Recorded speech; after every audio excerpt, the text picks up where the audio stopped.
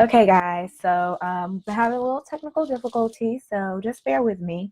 Um, you are here on let's see, we've been doing like lives for like 3 or 4 times now. But today is the bar prep help session. You are with me, your host, Nina Spear, and we're going to be talking about the bar exam. So, while I'm waiting on a couple of people, I'm going to pull up some old bar prep stuff that I did back, when I was studying for the bar. Mind you, this is not the only way to study for the bar.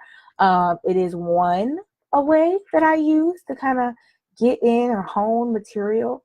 Again, it does not take the place of your exact exam study, but I'm just going to walk you through some of the case law, or not case law, but some of the majority law that commonly comes up on the exam.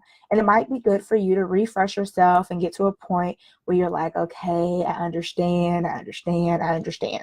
A lot of people are going to tell you about the bar exam. A lot of people are going to explain to you how to study and tell you what exactly you need to be studying. And, you can follow them and you can follow me. You can listen to me all day. But I will tell you this, and this is very important.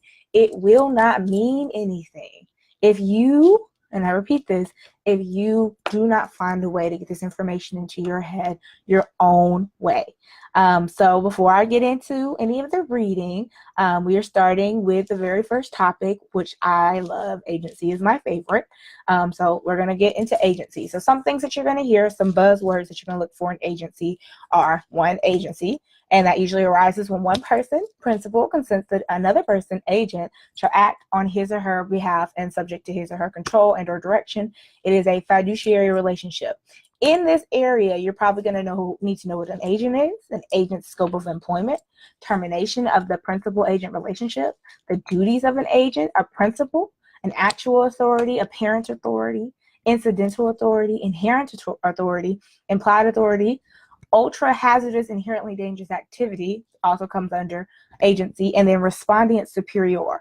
Now, other things like conduct, independent contractor, disclosed principal, partially disclosed principal, and undisclosed principal, all those come up. Usually in the principles, like the disclosed, partially disclosed, and undisclosed, that comes up as a topic. Let's see. Agent, what the extent of the authority, so the actual authority, the implied authority, and things like that. And for example, here's some like black letter law that I use for agency for agent. Person who acts on behalf of a principal. But then after that, I add, an agent may bind a principal to contract if the agent is acting within his actual or apparent authority. Actual authority may be expressed or implied to the agent by the principal. An agent professing to act on behalf of a principal but lacking authority becomes liable on a contract for breaching his or her implied warranty of authority. An agent who injures his or her principal by acting beyond the principal's indication of consent is liable to the principal. So when you're doing these definitions, don't just say what an agent is. You need to kind of go into all the black letter law that's going to come up after that. Now, if you've been doing your essays and you've been working diligently, you should have a good working understanding of how the law works and how they like it written. If you looked at the model answers and things like that, you should be able to take out the law that they have written and be able to craft basically a nice little pocket of 3 or 4 sentences of law that they're looking for to go right after the other. So like strings of law, string of black letter law, and then be able to apply that. So agency is one area they like to test in. Partnership they like to test in. And remember, partnership usually comes into the issues of duty of care, duty of loyalty, and then liability of people, disassociation of partnerships, and then like what type of partnerships, the contributions, winding up, goodwill, limited liability, all those types of different partnerships come up. So make sure that you're understanding and finding ways to kind of get beyond that, but get the black letter law. Next one I'm going to go into briefly, let's see, is let's see. And before I leave agency and partnership, just remember express authority, inherent authority, actual authority, all those come up. They're big. So, don't, find, don't find anything and, not, pay attention to it. So after you get out of the partnership and agency track, you get into some conflicts of law stuff.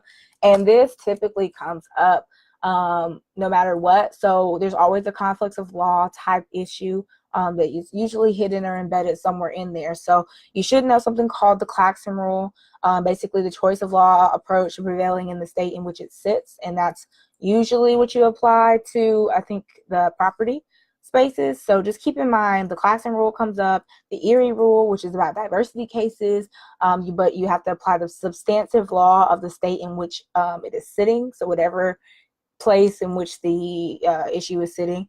International shoe, that test, a significant relationship test, is all in civil procedure. So while you're talking about all these laws, all of these conflicts might come up in your problem. Premarital agreement, that basically sits in the places where the parties have the most significant relationship, and when the contract was signed, and then common law marriage, and then child custody. This is big. If they do a family law issue about child custody, you need to remember that it is guided by the home state, is where the child has lived with a parent or a person acting as a parent for at least 6 consecutive months immediately before the commencement of a child custody proceeding. That is pretty much the UCC in 48 states. That is the majority law. So that is big. It's called the UCCJA or the UCCJEA, and you should know about the significant connection test and things like that. So that will come up. Let's see, anything else that I can think of? Post-mortem, distribution of property is always going to come up in wills questions, and that usually is, very difficult. That's very difficult to do if you haven't broken down. So work on some stuff with that. Con law, remember speech and what form and which test, the rational basis, the intermediate, strict scrutiny. All of this stuff that I'm saying to you guys should be a refresher. You should not be hearing any of these terms for the first time. And if you are hearing them for the first time, it's time for you to buckle down. The next thing is the unduly burdensome test, non-commercial speech, obscenity, equal protection, different things like that.